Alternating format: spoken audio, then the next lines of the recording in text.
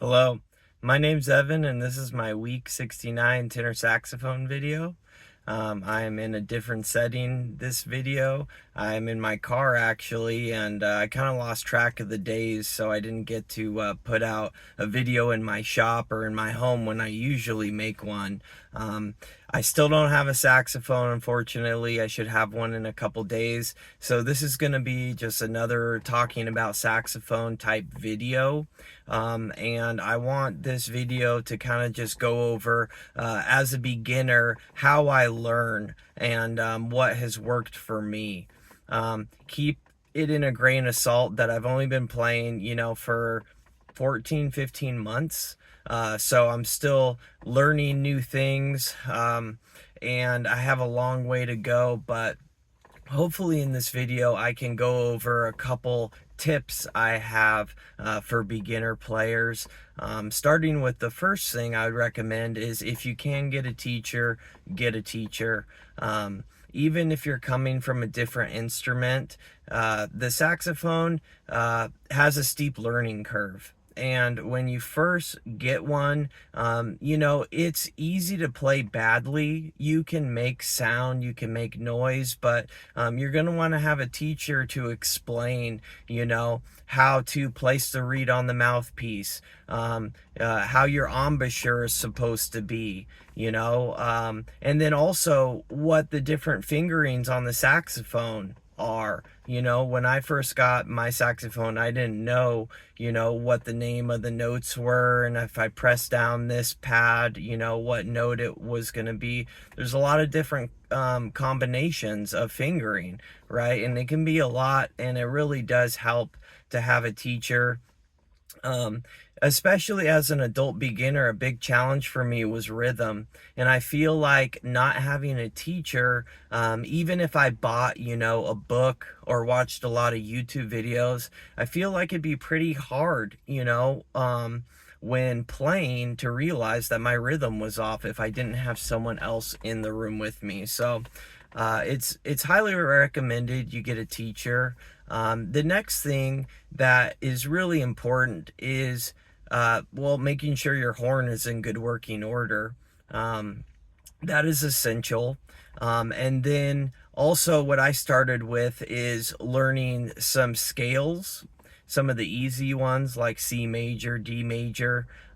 Start with the scales that don't have a ton of sharps and flats in them. That'll make it easier. And you just kind of want to go up and down, that is a big part of how I've learned. And then long tones, okay? And when I started, the way I do a long tone is I'll just pick a note, I'll take a deep breath, and then I try to just release the air. And I look at a tuner, when you're playing for a longer period of time, it's probably better not to look at the tuner, so that way you can train your ear to recognize the different notes. But during my first year, and even now, I'll look at the tuner, and you basically want to keep the note in tune while you continue to exhale and breathe air out, right? And that will build your embouchure strength. That'll get these facial oral muscles stronger, and it'll improve your tone, and it'll allow you to play longer and better.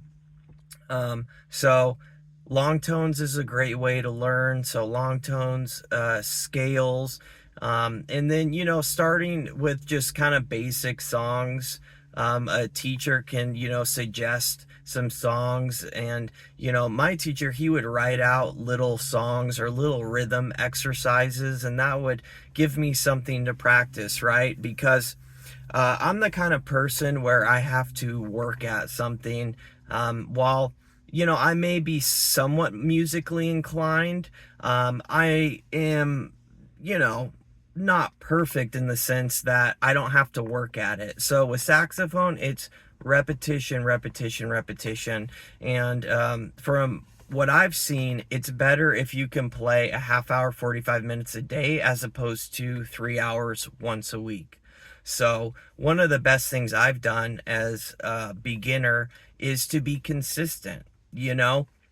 I have added saxophone playing into my daily, list of things I need to do, like the dishes or brush my teeth or, pick my daughter up from school. I set it in my phone, as something that I will do, and I will start the day wanting to accomplish 1 hour, maybe 2 hours, and if I can achieve 2 hours in a single day, I try not to beat myself up. There's always the next day, but that consistency has really proven, itself to be valuable to me. And I will say the internet is a great resource. I have learned a lot of information on the internet, but it can kind of be overwhelming. There's so much different equipment related to the saxophone and opinions and ways of doing things that honestly, I feel like I would almost be better off if I just completely stayed off the internet and only discuss things with my teacher and bounce them off him. Because let me tell you, when you're going on the internet, whether it's saxophone or anything, you can just end up down some real rabbit holes and find more questions than you do solutions. So those are a few things I've done to learn. And then the final thing, just because I don't want this video to be super long, is I learned how to read music. I didn't know that in the beginning, and I challenged myself. I told my teacher, like, hey, I have a little bit of experience with reading music, but I want to know how to read music. I would like to be able, if someone handed me, a score or some sheet music, it would be so cool if I could just play it right then, correctly, ideally. And I worked at learning how to play music, and that is, play music, read music. And that's still a work in progress. Once I get really into the high notes or low notes, I don't have that quick recall of knowing, oh, that's a B flat, oh, that's a B. It's still challenging. And same up top too. Once I get to the palm keys, sometimes I can't really think quick enough to what note that is, and I tend to use muscle memory instead. But I would definitely recommend you learn how to read music. That will open you up to a lot of different songs, holiday songs, jazz songs, rock songs. You can find the sheet music to music you like and want to play. So I haven't focused as much on memorization personally, but I probably will. Same with improvisation. Maybe later in my playing I'll work on that, but right now, I'm just working on doing sheet music and reading sheet music and playing it with backing tracks. To me, that's really fun and what I'm enjoying along the way, because you want it to be fun. Yes, it's work, yes, it's a grind, but it's kind of a labor of love sort of thing. And once you notice your sound is better, and once you become more fluent on the saxophone, and I would recommend you record yourself so you can look back on it, kind of like what I'm doing. It's motivating and it's fun.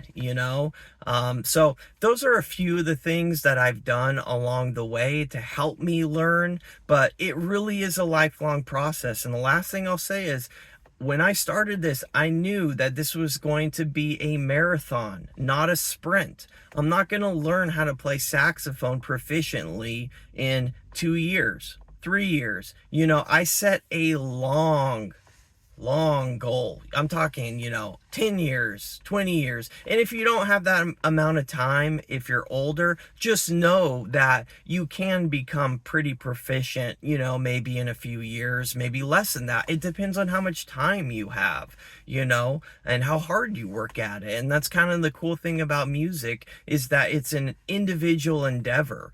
It's hard to do it on your own, and especially in the beginner, it's not recommended to do it on your own, but it's so rewarding. And I hope by sharing just how I've learned along the way, hopefully that will help someone out there. And I'm hoping next video I'll actually have some playing again, which would be great. It's been almost like 3 weeks now. It's kind of a bummer, but anyways, that's all I got. Have a great day.